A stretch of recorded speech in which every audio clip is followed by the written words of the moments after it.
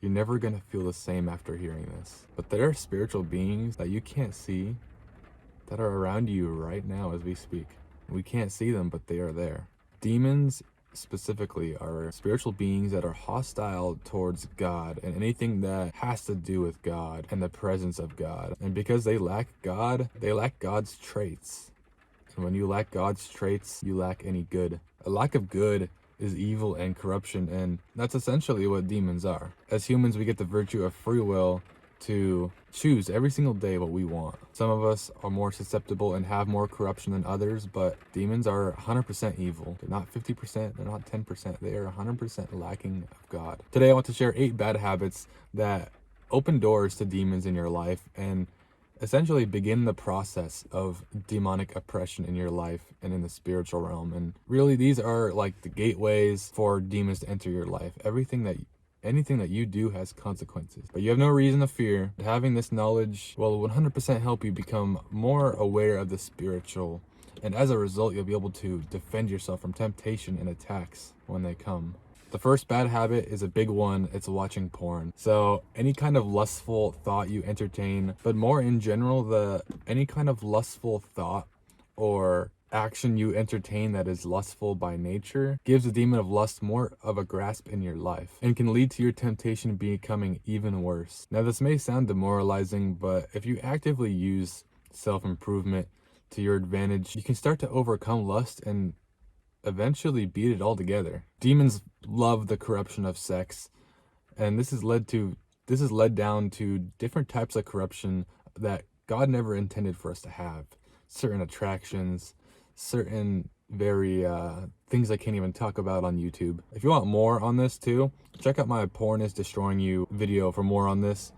But essentially getting on full-time self-improvement, replacing your lust triggers like Instagram scrolling, and replacing it with better habits like reading will 100% help, as well as just staying more busy and occupied throughout your day. The second bad habit is negative thoughts, and this is actually quite a big one. This is a very common one. But negative thoughts, every time you get one, it isn't from God. Now, I'm not saying every single time it's from a demon, but it could be from your flesh or your habit of making negativity out of everything. But it is very demonic, it is very ungodly, and demons will use that against you. If you're a very negative person, or if you're susceptible to negativity in your life because of some kind of thing, some kind of circumstance, they will take advantage of that. But demons feed off of negativity like crazy. They love negativity, intrusive thoughts, self-sabotaging thoughts, and they love to plant those said thoughts in your head. The best way to combat this is to simply rebuke those thoughts when you get them. Don't entertain them. Get in the practice of forcing positive thoughts, even when it's a bit unrealistic and kind of hard to do. And also just staying away from gossip and negativity around you. I know that can be a little hard if you live in a very negative house, or just you can't really control your environment, but do your best and block it out as much as you can. I know it's hard. I grew up in a very abusive, very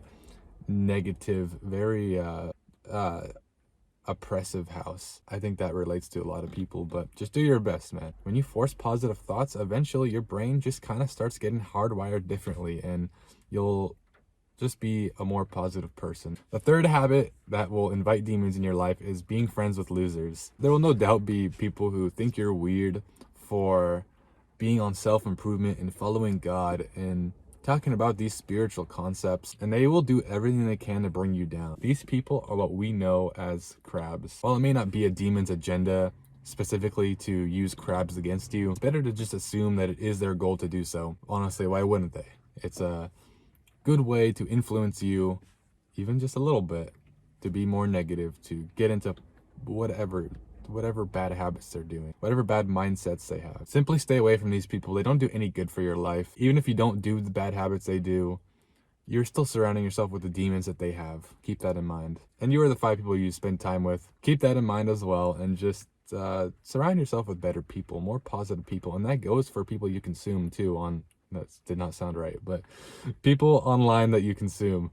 The content you consume is part of the 5 people you spend time with. So if you're consuming good content, positive content, spiritual content, godly content, then that still counts as the 5 people you spend the 5 people you are around. So definitely consume better content, especially if you don't have the environment around you that's good and godly. 1 Corinthians 15:33 says this perfectly. Do not be deceived. Bad company ruins good morals. The 4th bad habit, which is honestly more of a circumstance than a habit, is your environment. So similar to being friends with crabs, living in a chaotic, evil, downcast environment will definitely bring more demons to your presence and to your surroundings, and will make you more prone to them. I know this is a hard one to combat, and there's not much you can really do except really spend as much time as you can alone or with a different crowd in a different environment. But just be patient with your family members, be patient with the people you're around. Don't lash out at them.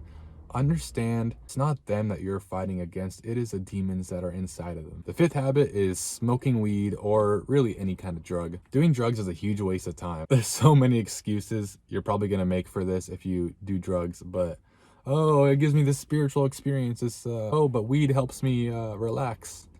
What do you need to relax for, bro? All of those excuses are just cope.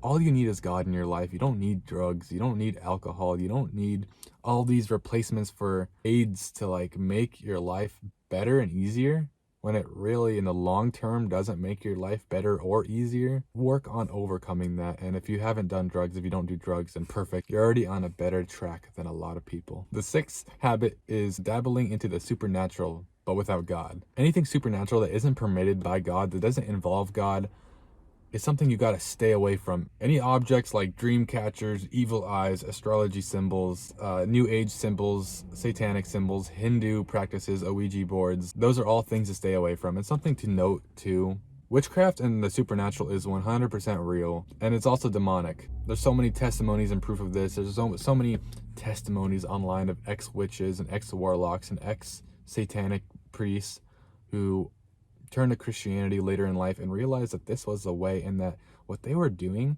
was involving demons and negativity and evil in their life, and they were blinded to it. Something else to note too is other religions aren't safe. There's this idea that has gone around in recent years that universalism is true and that everybody goes to heaven. As much as I hate to admit it, it is very wrong. A lot of these religions have had age-old practices that do involve other demons like Baal and all these idols from all the way back in the day, and they are still involving the same demons. So when you worship, or when you spend time around, or when you do those practices, you are involving you are bringing those same demons into your life and essentially committing idolatry. And idolatry is also not very good. Idolatry is putting anything before God, and even worse is to admit that something else is God instead of God. Yeah, this is not good. The 7th habit that will invite demons is getting into the habit of lying. When you do a habit such as lying, you become more susceptible to lying in the future. So while one white lie might not bring demons into your life, and it might not create any kind of stronghold, it might not bring negativity in your life, you don't want to become susceptible to demons in your life. And before you know it, you're already lying abundantly all the time, and you're not sure why, and you can't overcome it, and now you need deliverance from a demon. So Proverbs 16:19, a lying tongue is an abomination of God. Quite literally, it is one of the abominations of God. God does not like lying. He does not want you to lie, because it's not good for you either. There's a weight to lying, and there's a weight to holding secrets. If you lie about your bench press PR, something as small as that, now you have to keep that in the universe, that your bench press PR is that and not what it actually is. And that takes fatigue, that makes you tired, that makes you feel like a fraud almost. And it gets bigger than that. That's a very small example. It's just not good to lie, man. To tell the truth, and you feel so much more authentic and yourself when you tell the truth. The 8th habit that will invite demons is not giving your life to Christ. I know everyone has their journey, and you may not know if Jesus Christ really is the way yet, but let me tell you, from bro to bro, he is the way. He is the truth in the life. And he's completely changed my life, from being depressed and suicidal to doing all these weird things in my life, these things that weren't godly and were actually quite evil and negative and not good for my life. And then God turned me from that to living this spiritual, godly life that I always actually dreamed of subconsciously as a kid. This life that I always wanted, this future which I look so forward to, is being in nature and just being at peace and present and loving and like a monk, essentially living like a monk, having a farm, having kids one day, having a beautiful wife that isn't corrupted by the world and isn't perverted by the things of the world, but is still pure and honest and beautiful. And it makes me weird for saying this. If you want this for yourself, I mean, subconsciously everybody does want it, but to the extreme is a little weird nowadays. People will, even though they agree with you, I think to a subconscious level, they will think you're weird if you don't watch Netflix, if you don't watch porn, if you don't do this degeneracy, if you don't go to parties. They'll think you're weird for that. When in actuality, you are just setting your future self up for this life that you so want. You aren't dabbling into instant gratification. You aren't doing these weird activities that just kind of ruin your life in the long term. When you are saved, you have the armor of God. You have the armor of God, which essentially protects you and purifies you and helps you overcome sin in your life. However, you can still be tempted by demons. You aren't 100% like, it doesn't mean like demons can't affect you. And it doesn't even mean that you can't have demons in your life, like in your body attached to you. It doesn't mean that. It helps you overcome sin. It helps you realize the truth. It helps you have the Spirit of God in you that really convicts you when you do bad things. And it's just a very beautiful thing.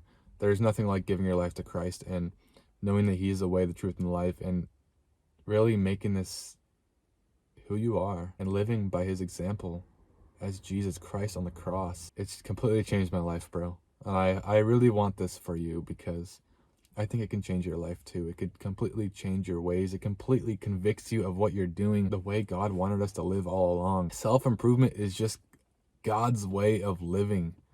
And yet we've rejected it for so long because we'd rather pleasure ourselves with this distraction and this degeneracy because it feels good in the moment, but it ruins our life in the long term. And our mind and our soul and our body, it ruins everything. And yet, if you just delay gratification, if you just endure the habits, the good things, and the good mindsets, then you'll really change. You'll be on a better trajectory for your future and for your life and for your soul. I love you all, and I will see you all in the next one. Goodbye.